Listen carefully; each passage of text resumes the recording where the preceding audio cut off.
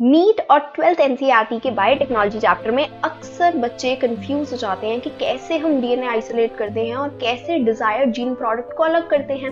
इस वीडियो में हम ये सब समझने वाले हैं। डीएनए आइसोलेशन, कैसे आप प्योर डीएनए निकालते हो, डीएनए फ्रैगमेंटेशन, कैसे आप डीएनए को छोटे छोटे पीसेस में कट करते हो, एंड जेल इलेक्ट्रोफोरेसिस, यानी कि हम कैसे अपने डिजायर्ड जीन को सेपरेट करते हैं और आइडेंटिफाई करते हैं। ये तीनों ही स्टेप्स बायोटेक्नोलॉजी की बैकबोन है और रियल लैब एक्सपेरिमेंट से भी क्लोजली लिंक्ड है। तो चलो शुरू करते हैं और डीकोड करते हैं from raw DNA to the desired DNA you actually want.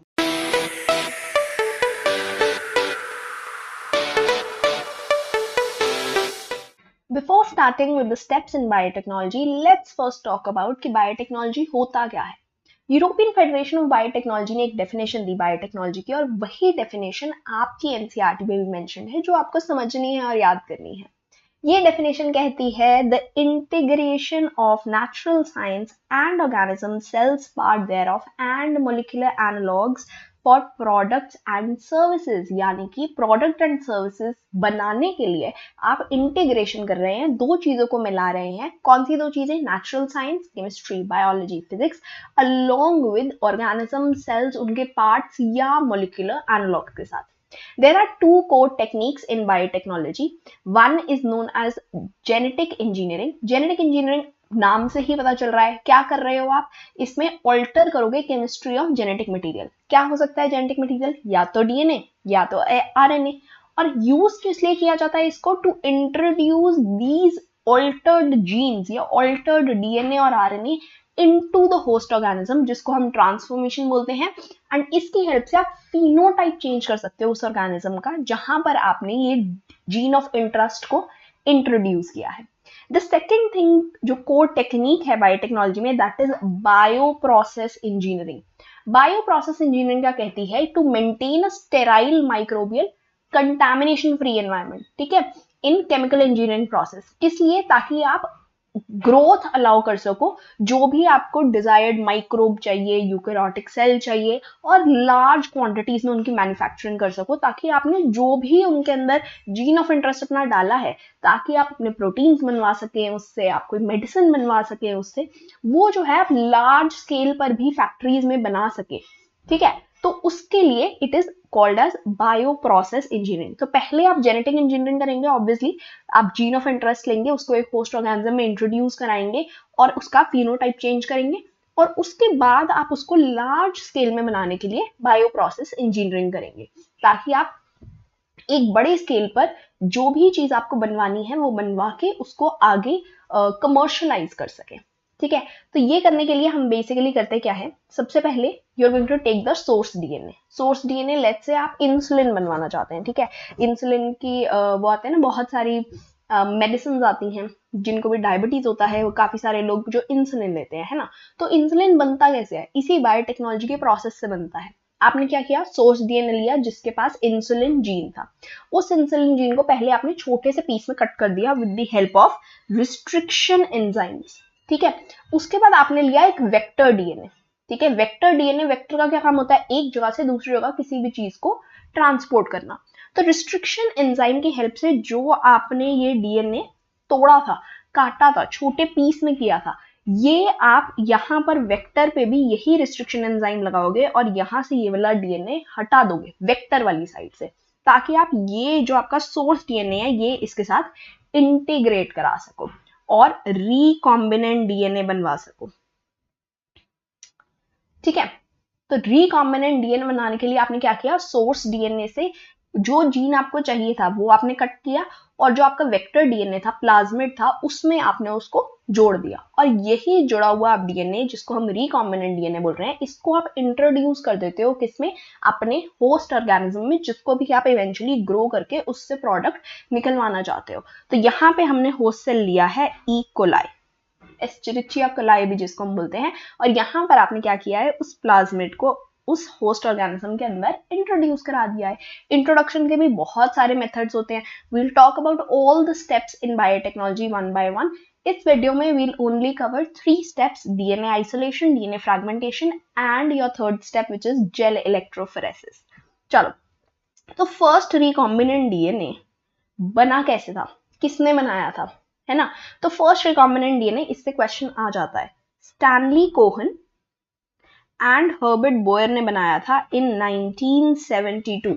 क्या किया था उन्होंने, एंटीबायोटिक रेजिस्टेंस जीन लिया था with the plasmid of, link कर दिया था उसको किसके साथ, सैल्मोनेला टिफिम्यूरियम के प्लाज्मिड के साथ, और आरडीएनए बनाया था और फिर उसको इंट्रोड्यूस किया था किसमें, एस्चेरिचिया कोलाई में। तो एक एंटीबायोटिक रेजिस्टेंस जीन लिया, सैल्मोनेला टिफिम्यूरियम का प्लाज्मिड लिया, उसको जोड़ा और फिर उसको इंट्रोड्यूस किसमें कर दिया, ई कोलाई के अंदर। ठीक है, तो 3 बेसिक स्टेप्स अगर हम देखें to modify the genetic organisms, कौन से 3 बेसिक स्टेप होंगे। सबसे पहले तो आपको आइडेंटिफाई करना पड़ेगा डीएनए, है ना, कि कौन सा डीएनए आपको चाहिए। उसमें अंदर आपके डिजायर्ड जीन्स, जो भी चीज आपको बनानी है, आपको इंसुलिन बनानी है, आपको एंटीबायोटिक रेजिस्टेंस प्रोवाइड करनी है, आपको कोई एंजाइम बनाना है, आपको कोई भी चीज हो सकती है जो आपको बनवानी है ना। तो उसके लिए आपको आइडेंटिफाई करना पड़ेगा आपको कौन सा डीएनए या कौन सा जीन चाहिए, उसको हम बोलते हैं जीन ऑफ इंटरेस्ट। फिर आप क्या करोगे, उस जीन ऑफ इंटरेस्ट को आप इंट्रोड्यूस करोगे into the host organism. Host organism कुछ भी हो सकता है, इस इकोलाई हो सकता है जैसे हम अभी पढ़ रहे हैं, और वेक्टर्स भी बहुत सारे डिफरेंट डिफरेंट टाइप्स के होते हैं। ठीक है, तो ऐसे ही होस्ट ऑर्गेनिज्म कुछ भी हो सकता है depending on what you need as a product. उसके बाद आपको क्या करना है, आपको मेक श्योर करना है कि वो जो आपने जीन ऑफ इंटरेस्ट इंट्रोड्यूस किया है होस्ट के अंदर, वो ट्रांसफर हो आपके होस्ट से उसकी नेक्स्ट प्रोजेनी के अंदर भी, है ना। तभी तो कंटिन्यूएशन में आपका जो आपने एक, अब बार बार आप यही थोड़ी करते रहोगे, रिकॉम्बिनेंट डीएनए बार बार बनाओगे फिर उसको इंट्रोड्यूस करोगे फिर, ताकि एक जनरेशन जो आपका प्रोडक्ट बनाए।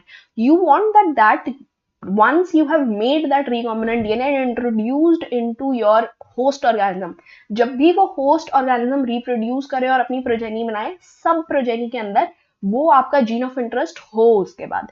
तो ऐसी कुछ इंटीग्रेशन आप करेंगे होस्ट ऑर्गेनिज्म के साथ, ताकि हमेशा उसके पास वो जीन ऑफ इंटरेस्ट होना चाहिए, ताकि once you have made the recombinant DNA और आपने होस्ट ऑर्गेनिज्म के अंदर इंट्रोड्यूस कर दिया है, उसके बाद आपका प्रोसेस जो है वो इजीली चलता रहे, तभी आप लार्ज स्केल पर काम कर पाएंगे। अगर हम टूल्स की बात करें of recombinant DNA technology, so there are basically 3 चीजें जो आपको चाहिए। डीएनए मैन्युफैक्चरिंग एंजाइम चाहिए, वेक्टर्स चाहिए एंड होस्ट ऑर्गेनिज्म चाहिए। होस्ट ऑर्गेनिज्म की तो हमने इतनी सारी बात कर ली, ठीक है। वेक्टर्स, दीज आर बहुत सारे डिफरेंट वेक्टर्स, डिपेंडिंग ऑन कौन सा होस्ट ऑर्गेनिज्म है, डिपेंडिंग ऑन कैसा रिस्ट्रिक्शन एंडोन्यूक्लियस रिस्ट्रिक्शन एंजाइम आपने यूज किया है, कैसा आपका जीन ऑफ इंटरेस्ट है, उस बहुत सारी चीजों पर डिपेंड करके आप चूज करते हो कि ये वेक्टर मेरे लिए बेस्ट है, ताकि ये आगे प्रोजेनी में भी इंट्रोड्यूस होता रहेगा, ट्रांसफर होता रहेगा। तो PBR 322 को हम डिटेल में पढ़ेंगे, क्योंकि ये आपके एनसीईआरटी में मेंशन्ड है, पूरा डायग्राम बना हुआ है PBR 322 का, क्या क्या उसके अंदर जीन्स हैं, कौन सा एलिमेंट है उसके अंदर, सब कुछ आपको पढ़ना है। उसके बाद PUC8 होता है, बैक्टीरियोफाज होते हैं। Bacteriophage which are actually viruses for bacteria, है ना, जो इन्फेक्ट करते हैं बैक्टीरिया को, they can also be used as vectors. Then there is YAC, yeast artificial chromosome vector, then BAC, bacterial artificial chromosome vector, and lastly we have COSMID। ठीक है, तो ये आपके कई सारे डिफरेंट वेक्टर्स हैं। अगर आप डीएनए मैनिपुलेटिंग एंजाइम्स के बारे में बात करेंगे तो obviously there is restriction enzyme. Restriction enzyme को हम मॉलिक्यूलर सिजर्स बोलते हैं। सिजर का काम क्या करना होता है, कुछ कट करने के लिए हेल्प करता है हमें सिजर्स। वैसे ही रिस्ट्रिक्शन एंजाइम डीएनए को एक पर्टिकुलर प्लेस में कट करने में हेल्प करते हैं। तो molecular scissors are your restriction enzymes. Polymerase enzyme, polymerase क्या करता है, डीएनए को आगे बढ़ाएगा, है ना, एक डीएनए का मॉलिक्यूल है उसके आगे न्यूक्लियोटाइड्स जोड़ता रहेगा वो, ताकि उसकी लेंथ जो है वो इंक्रीज हो सके। एंड लाइगेजेस को हम मॉलिक्यूलर ग्लू भी बोलते हैं, ये जोड़ते हैं, एक डीएनए मॉलिक्यूल को दूसरा डीएनए मॉलिक्यूल के साथ जोड़ने में हेल्प करेंगे आपके क्या, ligases. Steps in biotechnology. Before starting with each and every step, let's first think and let's first talk about with the help of an image कि कैसे एक्चुअल में आप बायोटेक्नोलॉजी की हेल्प से अपने प्रोडक्ट्स या सर्विसेज बना रहे हैं या यूज कर रहे हैं। ठीक है, तो सबसे पहले आपने क्या लिया, आपने लिया अपना सोर्स डीएनए और वेक्टर डीएनए। ठीक है, अब आपको पता आपका जीन ऑफ इंटरेस्ट क्या है और उसके लिए आपको वेक्टर कौन सा चाहिए, क्या चाहिए। तो यहाँ पर हमने डिसाइड किया कि ह्यूमन बीइंग का ग्रोथ हार्मोन डीएनए हमारा सोर्स डीएनए है, और इकोलाई का जो प्लाज्मिड है ये, वो हमारा क्या है, वेक्टर डीएनए। उसके बाद नेक्स्ट स्टेप क्या होगा, डीएनए फ्रैगमेंटेशन। हम इनको क्या करेंगे, कट करेंगे।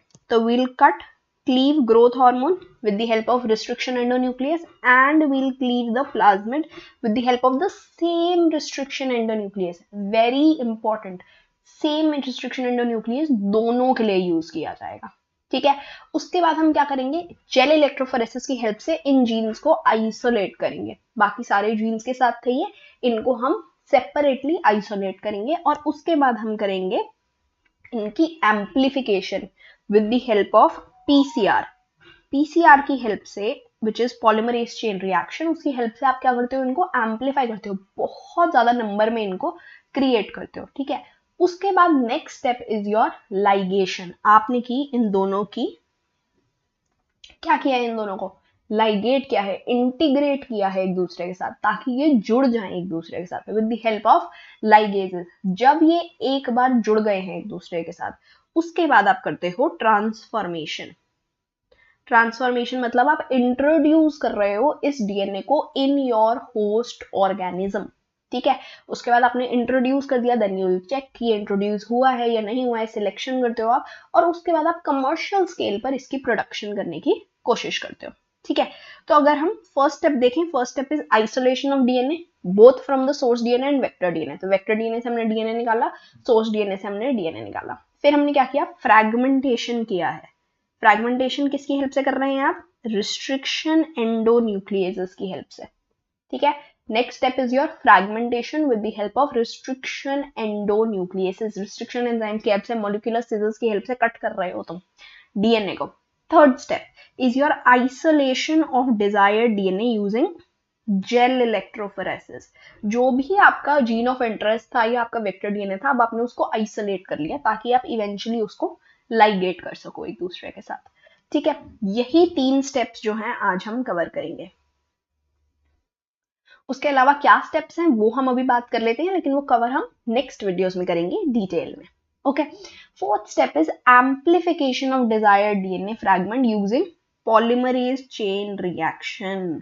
यहां पर ही आपका डीएनए पॉलीमरेज काम आता है, ताकि आप बहुत सारी कॉपीज बना सको अपने सोर्स डीएनए की, अपने जीन ऑफ इंटरेस्ट की, अपने प्लाज्मिड डीएनए की, ताकि आप बहुत सारे रिकॉम्बिनेंट डीएनए भी बना सकें, ठीक है।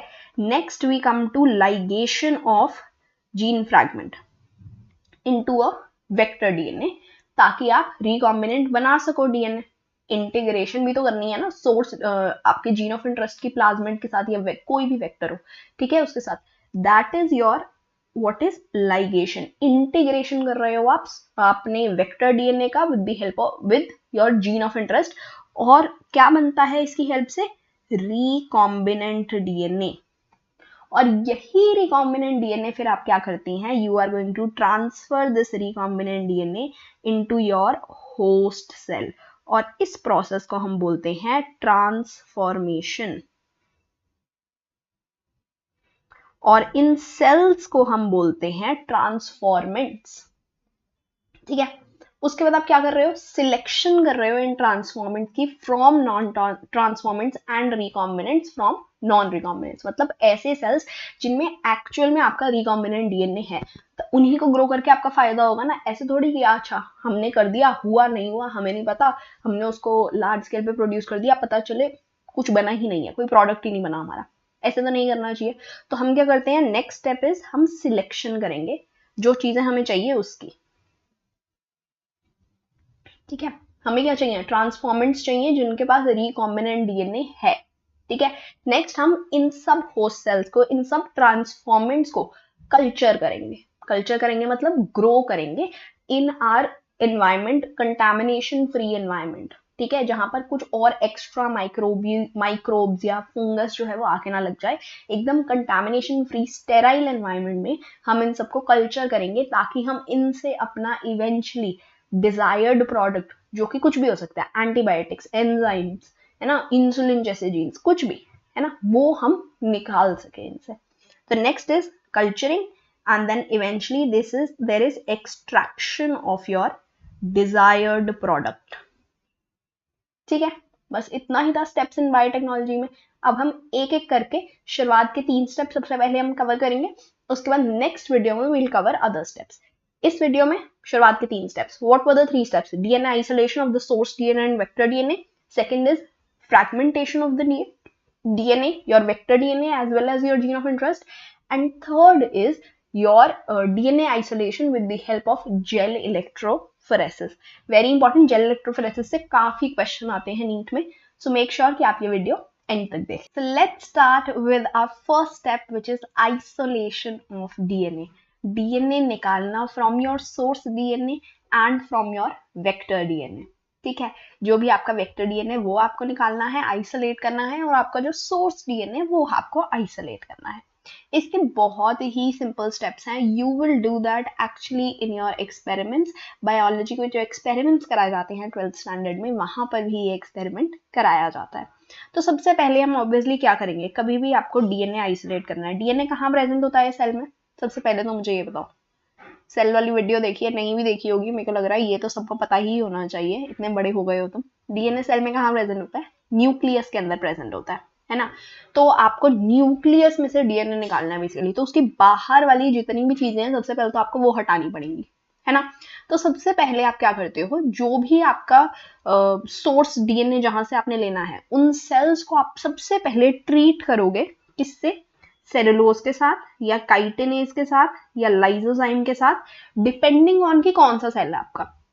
अगर प्लांट सेल है तो उसकी सेल वॉल हटाने के लिए सेल्यूलेज चाहिए, क्योंकि सेलुलोज की हेल्प से, सेलुलोज से बनी हुई होती है उसकी सेल वॉल, है ना.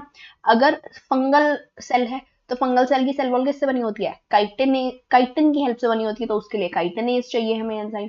और अगर आपका बैक्टीरियल है तो पेप्टाइडोग्लाइकन की सेल वॉल होगी, उससे हटाने के लिए आपको लाइसोजाइम चाहिए. ठीक है, तो अब आपने सेल वॉल हटा दी है. नेक्स्ट कौन सी बाउंड्री है जो आपको हटानी है? That is your cell membrane. Cell membrane हटाने के लिए we use a very basic thing जो आप कपड़े धोने के लिए यूज करते हैं, दैट इज डिटर्जेंट. डिटर्जेंट की हेल्प से आराम से सेल वॉल्स टूट जाती हैं, तो आपने सेल वॉल भी हटा दिया with the help of detergent. अब आपके साइटोप्लाज्म में जितने भी प्रोटीन्स थे, आरएनए था कुछ, या आपके न्यूक्लियस के अंदर था, जो न्यूक्लियर मेम्ब्रेन है वो आपकी लिपिड की बनी हुई होगी, है ना. आपके पास बहुत सारे कार्बोहाइड्रेट्स होंगे, प्रोटीन्स होंगे, बहुत सारी चीजें होंगी साइटोप्लाज्म में. उन सबको आपको खत्म करना है. वो खत्म करने के लिए आप डिफरेंट एंजाइम्स यूज करते हो. डाइजेस्टिंग एंजाइम्स हैं ये बेसिकली. आरएनएज यूज किए आपने, लाइपेजेज यूज किए, प्रोटीएजेज यूज करिए, कार्बोहाइड्रेजेज यूज करे. इससे क्या होगा, ये सारे जितने भी मॉलिक्यूल्स हैं ये टूट के खत्म हो जाएंगे. उसके बाद आपने इसको किया सेंट्रीफ्यूज. सेंट्रीफ्यूज एक मशीन होती है जिसके अंदर आप सेंट्रीफ्यूगेशन करते हो, जिसकी हेल्प से जितना भी डेंसिटी की बेसिस पर आपकी जो भी चीजें उस अपेंड ऑफ में या उस टेस्ट ट्यूब में होंगी वो सेपरेट हो जाएंगी. ठीक है, तो जो भी भारी चीज होगी वो नीचे रह जाएगी, जो भी हल्की चीज होगी वो ऊपर रह जाएगी. तो ऊपर जो रह जाती है उसको हम बोलते हैं सुपरनेटेंट, और नीचे जो रहता है उसको हम बोलते हैं प्रेसिपिटेट. ठीक है, तो जब आपने इसको सेंट्रीफ्यूज किया तो आपके पास रह जाएगा सेल डेब्रिस, जो भी आपकी ये सेल की जो टूटी हुई चीजें थी. ठीक है, और आपके पास सुपरनेटेंट में रह जाएगा डीएनए, क्योंकि डीएनए तो आपने डाला नहीं था, तो आपका डीएनए तो वैसे का वैसा ही है. इसके बाद आप करोगे ethanolic precipitation. Very important, chilled ethanol डाला जाता है. चिल्ड इथेनॉल की हेल्प से जितना भी आपका डीएनए है वो प्रेसिपिटेट कर जाएगा और फाइन थ्रेड्स में बन जाएगा.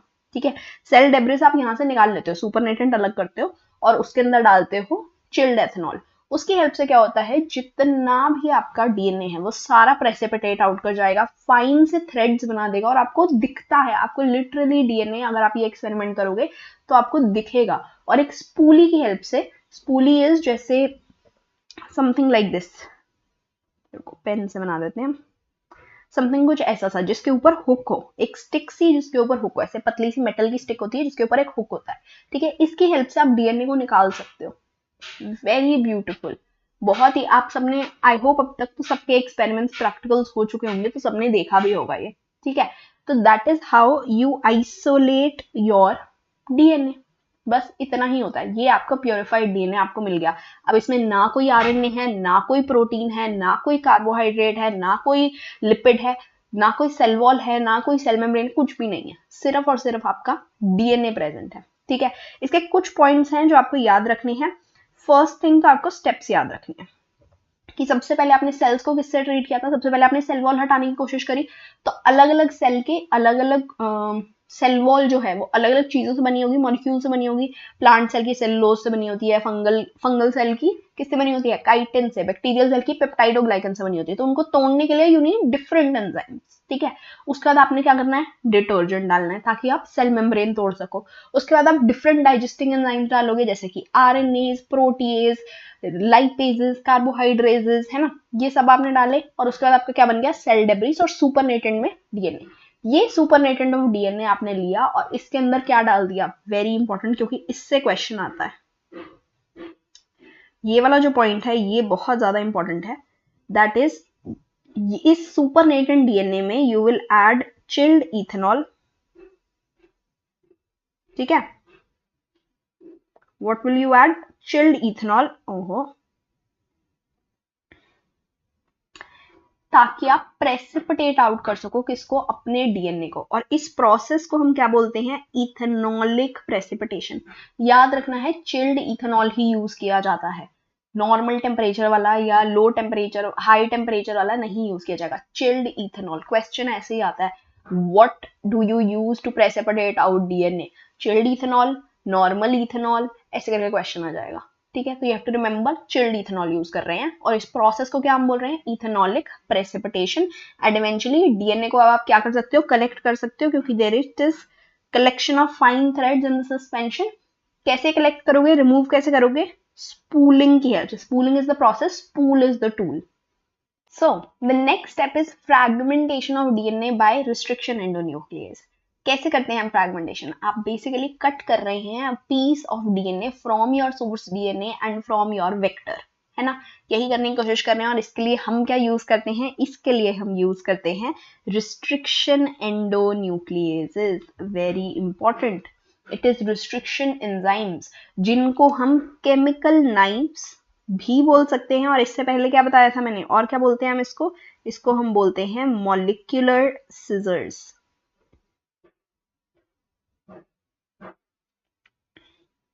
ठीक है। क्या बोल रहे हैं हम, केमिकल नाइफ या मॉलिक्यूलर सिजर्स।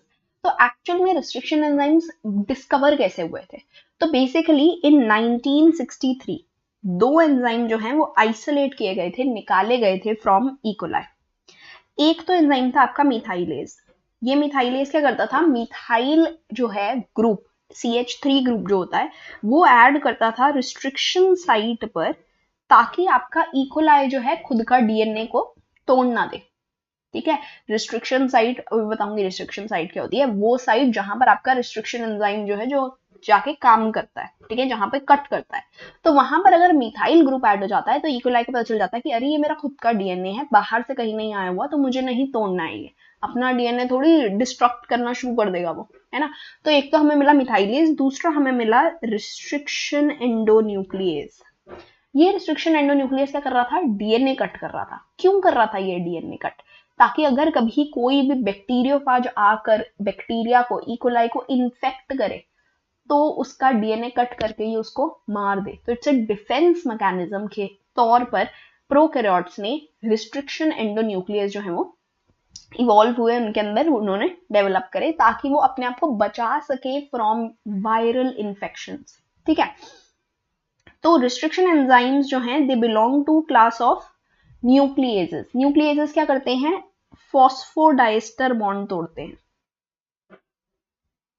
हमने एंजाइम वाला जो टॉपिक था जिसमें हमने क्लासेस ऑफ एंजाइम पढ़ी थी, उसमें जो थर्ड क्लास हम पढ़ते हैं हाइड्रोलेजेस, जहां पर क्या होता है, कट किया जाता है चीजों को, है ना, डाइजेस्ट करने के लिए चीजों को, वहां पर हमने न्यूक्लिएजेस के बारे में पढ़ा था। तो वहां पर आप क्या कर रहे हो, फॉस्फोडाइस्टर बॉन्ड काट रहे हो विद द हेल्प ऑफ, क्या करते हो आप, पानी निकालते हो या पानी ऐड करते हो, पानी ऐड करके आप क्या करते हो, चीजों को कट करने की कोशिश करते हो। तो nucleus is one of those enzymes जो कि फॉस्फोडाइस्टर लिंकेजेस, क्योंकि न्यूक्लिक एसिड को तोड़ने में हेल्प कर रहा है, तो फॉस्फोडाइस्टर बॉन्ड तोड़ना पड़ेगा, ठीक है। तो restriction enzyme also belong to these nucleases. अब न्यूक्लियसेस भी दो तरीके के हैं, या तो एक्सोन्यूक्लियसेस हो सकते हैं या एंडोन्यूक्लियसेस हो सकते हैं। एक्सो का मतलब बाहर होता है, एंडो का मतलब अंदर होता है ना। तो एक्सोन्यूक्लियसेस क्या करते हैं, एंड्स से डीएनए को काटते हैं। ये देख रहे हो, जो एक सेपरेट एंड है, सिर्फ एक एंड से एक एक एक एक एक, एक करके आपका न्यूक्लियोटाइड तोड़ रहे हैं या काट रहे हैं। एंडोन्यूक्लियेजेस वेरी इंपॉर्टेंट, जो हमारे लिए है इंपॉर्टेंट, क्योंकि बायोटेक्नोलॉजी परस्पेक्टिव से एंडोन्यूक्लियस बहुत इंपॉर्टेंट है। ये बीच में से कहीं से डीएनए को काट सकते हैं, ठीक है। तो एक specific position, that specific position is known as restriction site. वहां से एक स्पेसिफिक पोजीशन डीएनए में कहीं पर भी हो सकती है, वो वहां बीच से ये काट सकते हैं डीएनए को, दोज आर योर एंडोन्यूक्लियेसेस, ठीक है। तो अगर बेसिकली आपने रिस्ट्रिक्शन एंडोन्यूक्लियस डाला, ठीक है, और 6 रिस्ट्रिक्शन साइट्स थी उसकी, तो आपके पास यहां पर ये 7 फ्रैगमेंट्स बन गए हैं अलग अलग, if you can see, and one of those fragments can be your source DNA. जैसे यहाँ पे एक ऑरेंज कलर का मैंने बना रखा है, this can be your source DNA, है ना। तो चलो, रिस्ट्रिक्शन एंडोन्यूक्लियेसेस नॉर्मली मैंने तुम्हें बता ही दिया है कि हमने फर्स्ट एक्सट्रैक्ट करे थे कहाँ से, इकोलाई से। लेकिन नॉर्मली अगर तुम देखोगे तो काफी सारे प्रोकैरियोट्स यानी कि बैक्टीरिया जो होते हैं, वहां पर आपको रिस्ट्रिक्शन एंडोन्यूक्लियस देखने को मिल जाते हैं। Why? Because they work as defence mechanism, है ना। डिफेंस मैकेनिज्म की तरह काम करते हैं उनके अंदर, ताकि कोई भी अगर वायरल इन्फेक्शन है उससे बैक्टीरियल सेल को बचाया जा सके, ताकि कोई भी बैक्टीरियोफेज आकर बैक्टीरिया को मार ना दे। हमारे पास इतने सारे डिफेंस मैकेनिज्म है, हमारे पास इतने सारे सेलुलर इम्यूनिटी है, हमारे पास ह्यूमोरल इम्यूनिटी है ना। उसके बाद हमारे पास फिजियोलॉजिकल बैरियर्स हैं, फिजिकल बैरियर्स हैं, साइटोकाइन बैरियर्स हैं, बहुत सारे बैरियर्स हैं हमारे पास, है ना। तो अगर हमें इम्यूनिटी चाहिए तो उनको भी तो किसी तरीके का डिफेंस चाहिए। This is one of their defence mechanism. तो फर्स्टली क्या होता है, रिस्ट्रिक्शन एंडोन्यूक्लियस काम कैसे करता है, हाउ डज इट वर्क। तो सबसे पहले क्या करेगा, पूरे डीएनए को स्कैन करेगा। जो भी डीएनए इसके अंदर इंट्रोड्यूस होगा, मतलब लेट्स से आपका एक इकोलाई है, ठीक है, दिस इज योर इकोलाई। इसके पास अपना क्रोमोसोमल डीएनए है, इसके पास अपना एक प्लाज्मिड है। अब एक बैक्टीरियोफाज था जो आया और उसने आकर अपना डीएनए जो है यहां पर अभी अंदर डाला, ठीक है, इसने इंट्रोड्यूस कर दिया अपना डीएनए इन द इकोलाई, ठीक है। अब क्या करेगा, ये रिस्ट्रिक्शन एंडोन्यूक्लियस जाएंगे और उस डीएनए को क्या करेंगे, स्कैन करेंगे, पूरा पढ़ेंगे। फिर जैसे ही एक ऐसी साइट पर आएंगे जो उनका स्पेसिफिक सीक्वेंस है, जिसको देख के उनको पता चल जाता है कि हाँ इस सीक्वेंस, ये वाला सीक्वेंस हमें मिल गया, तो यहाँ पर हमें कट लगाना है बस, उस रिस्ट्रिक्शन साइट पर जाकर ये बाइंड हो जाते हैं और वहां पर ये डीएनए को कट कर देंगे। और अगर 2 स्ट्रैंड्स डीएनए होंगे तो दोनों स्ट्रैंड्स को कट कर देंगे, डबल स्ट्रैंडेड डीएनए होगा तो डबल स्ट्रैंडेड कट कर देंगे, आरएनए होगा आरएनए को कट कर देंगे, ठीक है। बस ये मेक श्योर करना है उनको कि उनका स्पेसिफिक सीक्वेंस, उनका जो रिकॉग्निशन या रिस्ट्रिक्शन साइट है वो जरूर होनी चाहिए इस न्यूक्लिक एसिड के मॉलिक्यूल पर। Once they find that restriction site, वो वहां पर बाइंड हो जाते हैं और वहां पर क्या लगा देंगे, कट लगा देंगे, ठीक है। जैसे ही उन्होंने कट लगाया, अलग अलग हो गया तुम्हारा, डीएनए था, आरएनए था, कुछ भी था, वो जैसे ही अलग होगा तुम्हारा जो काम था उसका वो खत्म हो जाएगा, वो काम कर ही नहीं सकता। उसके बाद जो भी उसका काम था, जो भी वो तुम्हें इन्फेक्शन देने की कोशिश कर रहा था, वो काम ही नहीं कर पाएगा उसके बाद। तो बेसिकली कट कहाँ लग रहे हैं, शुगर फॉस्फेट बॉन्ड पे, क्योंकि फॉस्फोडाइस्टर बॉन्ड हम तोड़ रहे हैं, है ना। तो वहां पर कट लगाए जाएंगे स्पेसिफिक सीक्वेंस पर। क्या है ये, स्पेसिफिक रिकॉग्निशन सीक्वेंस है, ये ध्यान रखना है। सिर्फ रिकॉग्निशन साइट या रिस्ट्रिक्शन साइट पर ही लगेगा कट, और कहीं पर भी नहीं लगेगा, ठीक है। और ये रिस्ट्रिक्शन साइट्स जो है ये भी बहुत अलग ही टाइप की होती हैं, ठीक है, ये भी आपको ऐसे ही कहीं पर भी नहीं मिल जाएंगी। They are palindromic, palindromic nucleotide sequence. Palindrome का क्या मतलब होता है, जैसे कि let's say have you ever seen a word, जैसे कि मलयालम, तो अगर आप इसको यहां से ऐसे पढ़ो या आपको यहां से ऐसे पढ़ो, दोनों टाइम आप मलयालम ही पढ़ोगे, है ना। तो आप चाहे लेफ्ट टू राइट पढ़ रहे हो या राइट टू लेफ्ट पढ़ रहे हो, दोनों बाय आपको सेम ही स्पेलिंग मिलेगी। ऐसे ही सीक्वेंसेस, चाहे आप 5 प्राइम टू 3 प्राइम पोजीशन की तरफ जाओ या आप यहां से 5 प्राइम टू 3 प्राइम पोजीशन की तरफ जा रहे हो दूसरे स्ट्रैंड पे, आपको बिल्कुल सेम सीक्वेंस देखने को मिलेगा। ऊपर अगर आप देखोगे तो आपको मिल रहा है GAATTC, और नीचे अगर आप यहां से यहां देख रहे हो तो भी आपको सेम ही सीक्वेंस मिल रहा है, GAATTC, है ना। This is your palindromic nucleotide sequence. DNA में क्या है पैलिंड्रोमिक सीक्वेंस, वो सीक्वेंस ऑफ बेस पेयर जो सेम पड़ेंगे ऑन बोथ द स्ट्रैंड्स, जब ओरिएंटेशन हमने सेम रखी है, 5 प्राइम टू 3 प्राइम ही हम ओरिएंटेशन रख रहे हैं, और डीएनए स्ट्रैंड कैसे एंटी पैरेलल होते हैं, ऑपोजिट जा रहे होते हैं एक दूसरे के, तो आप 5 प्राइम टू 3 प्राइम यहाँ से पढ़ो, 5 प्राइम टू 3 प्राइम यहाँ से पढ़ो, आपको सेम सीक्वेंस देखने को मिलेगा। And these are almost around 4 to 8 nucleotides long, उससे लंबा नहीं होता, इसलिए आपका रिस्ट्रिक्शन एंजाइम जो है वो सारा स्कैन करता रहेगा डीएनए, जैसे ही उसको एक ऐसी साइट मिलेगी वो वहां लाके कट लगा देगा। जैसे इको R1, ओहो इससे क्यों कर रही हूँ मैं, eco R1 is one of the restriction sites, ठीक है। ये जो है एक रिस्ट्रिक्शन एंडोन्यूक्लियस होता है जो यहां पर कट लगाएगा, ठीक है। तो इको R1 जो है उसकी रिस्ट्रिक्शन साइट जो है that is GAATTC। Eco R1 is the restriction endonuclease जो कहां कट लगाता है, जब उसको GAATTC वाला सीक्वेंस मिल जाएगा। तो एक कट लगाएगा वो इधर और एक कट लगाएगा वो इधर, ठीक है। ये सीक्वेंस भी याद करनी है आपको, GAATTC from 5 prime to 3 prime, because this is given in the NCERT। Sequence से भी क्वेश्चन आ जाते हैं, सीक्वेंस भी याद करनी है, उसकी ओरिएंटेशन भी याद करनी है। From 5 prime to 3 prime it is GAATTC और G and A के बीच में कट लगाया जाता है, ठीक है। इको R1 की रिस्ट्रिक्शन साइट है ये। तो रिस्ट्रिक्शन एंडोन्यूक्लियस दो टाइप के कट्स लगा सकते हैं। यहां पर तो हमने देखा कि इको R1 यहां पर कट लगा रहा है, लेकिन कभी कभी कुछ रिस्ट्रिक्शन जो एंडोन्यूक्लियस है वो ऐसे सीधा कट भी लगा देते हैं, एक यहाँ कट मारेगा एक यहाँ कट मारेगा। तो बेसिकली दो टाइप के कट बनते हैं। जो पहले वाला जो इको R1 जैसा कट बना रहा था उसको हम बोलते हैं कोहिसिव या स्टैगर्ड स्टिकी एंड, ठीक है।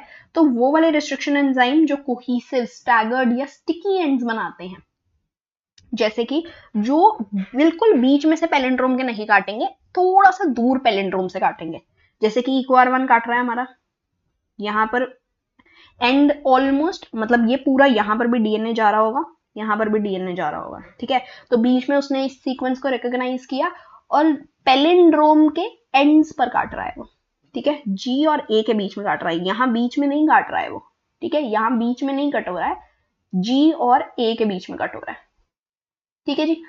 तो क्या कर रहे हैं, कोहिसिव या स्टैगर्ड स्टिकी एंड्स कैसे बनते हैं, जब restriction enzyme are cutting the DNA a little away from the middle of the palindrome, ठीक है। पर दो बेसिस, सेम बेसिस के बीच में ही कट करेंगे। G और A के बीच में 5 प्राइम 3 प्राइम ऊपर वाले स्ट्रैंड पे कट हो रहा था, तो G और A के बीच में ही नीचे वाले स्ट्रैंड पे भी कट होगा, ठीक है। इसकी हेल्प से क्या होता है, जो भी आपका सिंगल स्ट्रैंडेड पोर्शंस बने हैं वो ओवरहैंग स्ट्रेचेस बन जाएंगे। जैसे यहाँ पर अगर कट लगा तो अब ये क्या हो गया, ऊपर वाला कट गया, यहाँ से ये कट गया, नीचे क्या है ये CTTAAG, ठीक है। अब यहां पर हमारे पास कुछ भी नहीं है और यहाँ पे हमारे पास डीएनए आ रहा है, यहाँ पे है और यहाँ पे डीएनए, ठीक है। अब यहाँ पर ऊपर आपका जो डीएनए है source, let's say this was plasmid DNA, तो सोर्स डीएनए अब यहाँ पर आके लग सकता है इस हाइलाइटेड पोर्शन पे, ठीक है। इजी हो जाता है लाइगेजेस के लिए काम करना। तो बेसिकली ये सिंगल स्ट्रैंडेड पोर्शंस जो हैं, these are your overhang stretches, this will be your overhang stretch, ठीक है। जहां पर इजीली आकर आपका जो डीएनए है, जो भी आपका दूसरा डीएनए है, वो आकर लाइगेट कर सकता है इन कोहिसिव या स्टिकी एंड्स के साथ। और यही स्टिकीनेस जो है वो फैसिलिटेट करती है ताकि आपका डीएनए लाइगेज जो है वो ढंग से काम कर सके। और जो मैं शुरुआत से बात बोलती आ रही हूँ, बहुत जरूरी है कि आप सेम रिस्ट्रिक्शन एंडोन्यूक्लियस से दोनों अपने डीएनए को कट करें, वेक्टर डीएनए को भी और जीन ऑफ इंटरेस्ट वाले डीएनए को भी, तभी आपकी ये जो पैलिंड्रोम सीक्वेंस है वो सेम हो पाएगी, वो ताकि आप इजीली उनको बेस पेयरिंग कर पाओगे। अदरवाइज अगर अलग अलग सीक्वेंस होगी तो बेस पेयरिंग ही नहीं हो पाएगी उनकी स्टिकी एंड्स पर, ठीक है। तो उस बेस पेयरिंग को मेंटेन करने के लिए आप सेम रिस्ट्रिक्शन एंडोन्यूक्लियस से दोनों डीएनए, अपने वेक्टर डीएनए भी और सोर्स डीएनए का जीन ऑफ इंटरेस्ट जहां से आप निकालता, उन दोनों को कट कराते हो ताकि लाइगेशन इजी हो सके, ठीक है। सेकेंड टाइप के कट को हम क्या बोलते हैं, या तो ब्लंट एंड या फ्लश एंड। ये क्या कर रहे हैं, बीच से काट रहे हैं डीएनए को, ठीक है। ये बहुत इंपॉर्टेंट है क्योंकि इससे भी कभी कभी क्वेश्चन आ जाते हैं, क्योंकि most of your restriction endonuclease जो है वो स्टिकी एंड्स बनाते हैं, लेकिन कुछ जो है वो ब्लंट एंड्स बनाते हैं, जैसे कि हाइन 2 and SMA1 and EcoRV। EcoRV अगर तुम्हें नहीं भी याद रहे तो चलेगा, SMA1 एंड HIND2 तुम्हें याद रहना चाहिए। ये middle of the centre of the palindrome से कट करेंगे and both of these will create blunt and या फ्लश एंड्स। ठीक है, वो वाले रिस्ट्रिक्शन एंजाइम्स हैं ये जो ब्लंट एंड या फ्लश एंड्स बनाएंगे। ये बहुत इंपॉर्टेंट है, प्लीज इन दोनों का नाम याद रखना। बाकी सबके नाम याद हो जाते हैं सबको। EcoR1 याद रहता है सबको, BAMH1 याद रहता है सबको, HIND3 सबको याद रहता है। HIND2 और SMA1 आर दोज जो ब्लंट एंड्स या फ्लश एंड्स बना रहे हैं।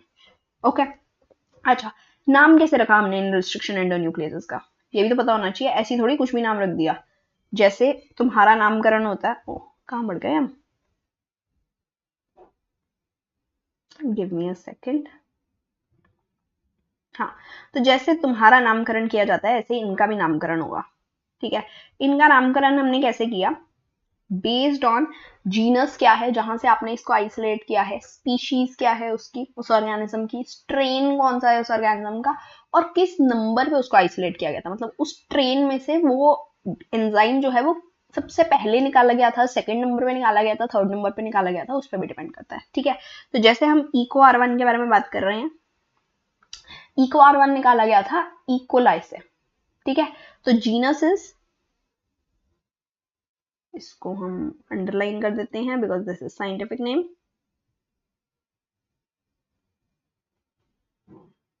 है ना। तो ई कोलाई का genus is Escherichia, species is coli. तो ई और उसके बाद दो लेटर्स आएंगे स्पीशीज के, को, E will be in capital, co will be in small letters. ठीक है, उसके बाद R is the strain because R113 से आइसोलेट किया गया था इसको, एंड 1 इज इन ऑर्डर जिसमें हमने इस पर्टिकुलर एंजाइम को आइसोलेट किया था इस स्ट्रेन ऑफ बैक्टीरिया से। ठीक है, तो सबसे पहले हमने यही वाला निकाला था इस स्ट्रेन ऑफ बैक्टीरिया से, रिस्ट्रिक्शन एंडोन्यूक्लियस, तो इसलिए हम इसको क्या बोलते हैं, EcoR1।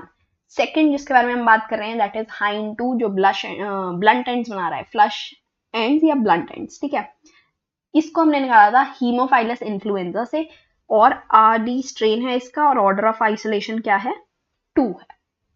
ठीक है, अब तुम्हें पता चल गया, अगर कभी भी तुम्हें नाम दे दिया जाए किसी भी रिस्ट्रिक्शन एंजाइम का, लेट्स से SMA1 दे रखा है हमने, है ना, तो व्हाट इज 1, 1 क्या डिनोट कर रहा है इस नॉमेनक्लेचर में, 1 बता रहा है कि ऑर्डर ऑफ आइसोलेशन क्या था, MA क्या बता रहा है, MA बता रहा है कि स्पीशीज क्या थी, S क्या बता रहा है, S बता रहा है कि जीनस क्या था। कोई तुमसे ये नहीं पूछेगा कि स्पेसिफिकली कौन से ऑर्गेनिज्म से निकाला गया, जैसे यहाँ पर मैंने तुम्हें बता दिया हीमोफिलस इन्फ्लुएंजा, और वो तुम्हें पता होना चाहिए एस्चेरिचिया कोलाई, कहीं पर भी EcoR1 लिखा है। तो SMA1 का तुम्हें नहीं भी पता तो चलेगा, लेकिन ये तुम्हें पता होना चाहिए कि सबसे पहले जीनस का लेटर है, फिर स्पीशीज है, फिर स्ट्रेन है, और फिर इवेंचुअली तुम्हारा ऑर्डर ऑफ आइसोलेशन है। ठीक है, चलो अभी तक हम कितने एंजाइम्स निकाल चुके हैं, ऑलमोस्ट 900 रिस्ट्रिक्शन एंजाइम्स जो हैं they have been isolated from 230 different strains of bacteria. तो इतने सारे हमारे पास वैरायटी है रिस्ट्रिक्शन एंजाइम्स की, तो हम कितना कुछ कर सकते हैं इसकी हेल्प से बायोटेक्नोलॉजी में, है ना। 900 रिस्ट्रिक्शन एंजाइम्स वी हैव, तो मतलब 900 डिफरेंट पैलिंड्रोम सीक्वेंस के हिसाब से हम कट लगवा सकते हैं और अपना जीन ऑफ इंटरेस्ट जो है सोर्स डीएनए से निकाल के वेक्टर डीएनए में इंट्रोड्यूस कर सकते हैं। एंड वी हैव, कहाँ से हमने निकाला है, almost 230 different strains of bacteria. ठीक है, now let's move on to our third step, separation of these DNA molecules जो हमने कट कर दिए हैं with the help of agarose gel electrophoresis. Agarose जो है एक टाइप ऑफ, इससे हम जेल बनाते हैं, सीवीड से एक्सट्रैक्ट किया जाता है ये। ठीक है, इलेक्ट्रोफोरेसिस इज आप इलेक्ट्रिक फील्ड की हेल्प से माइग्रेट करा रहे हो डीएनए को from one place to another, travel करा रहे हो आप डीएनए को।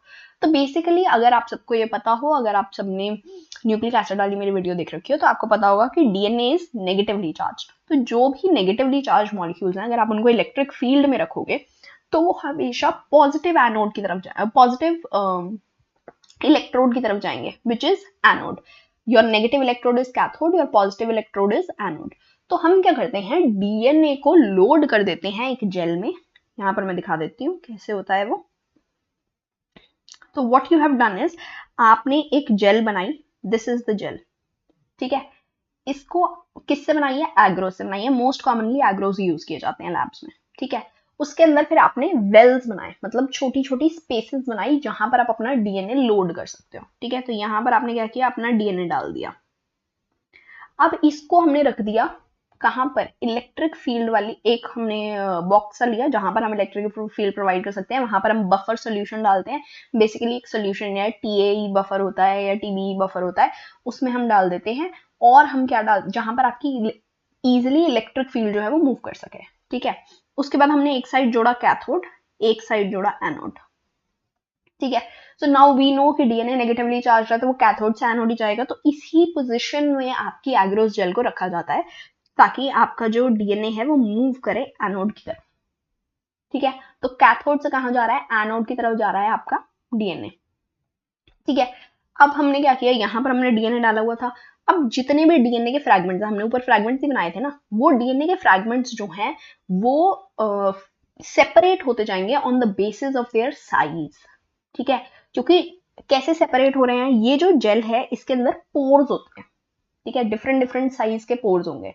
तो जितने भी बड़े बड़े पोर्स होंगे वहां सिर्फ बड़ा डीएनए मॉलिक्यूल ही जा सकता है, छोटा डीएनए सॉरी छोटा बड़ा दोनों निकल सकते हैं। जो छोटे पोर्स होंगे, है ना, लेट्स से यहाँ पर ये इतना बड़ा पोर था,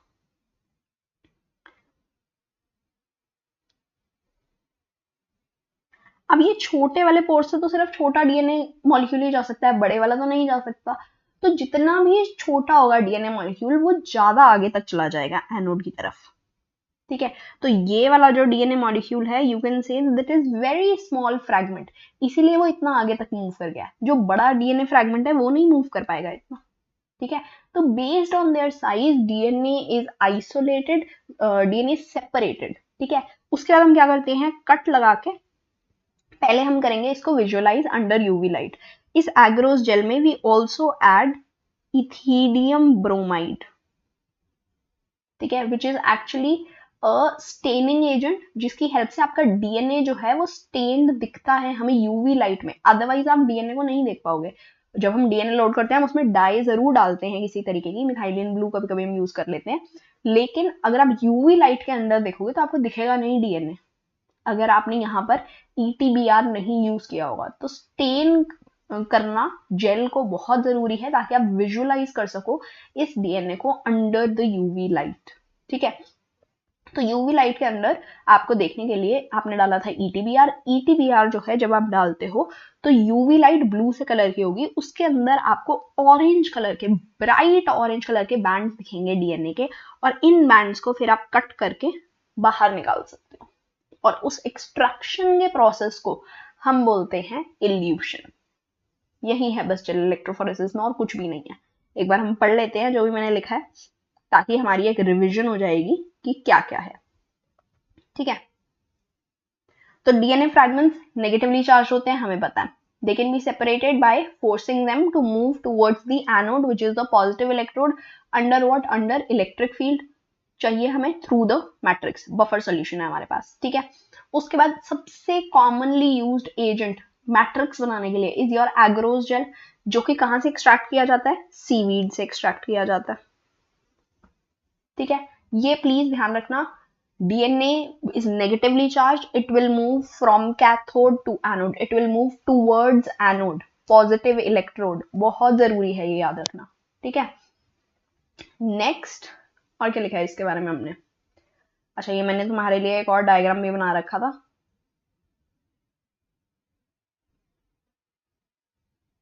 चलो।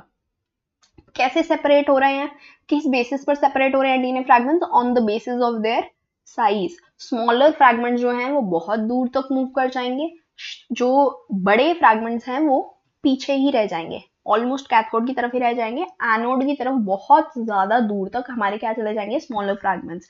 तो अगर हम ये वाला देखें डायग्राम, तो यहाँ पर let's say this is A, this is B, this is C, this is D and this is E.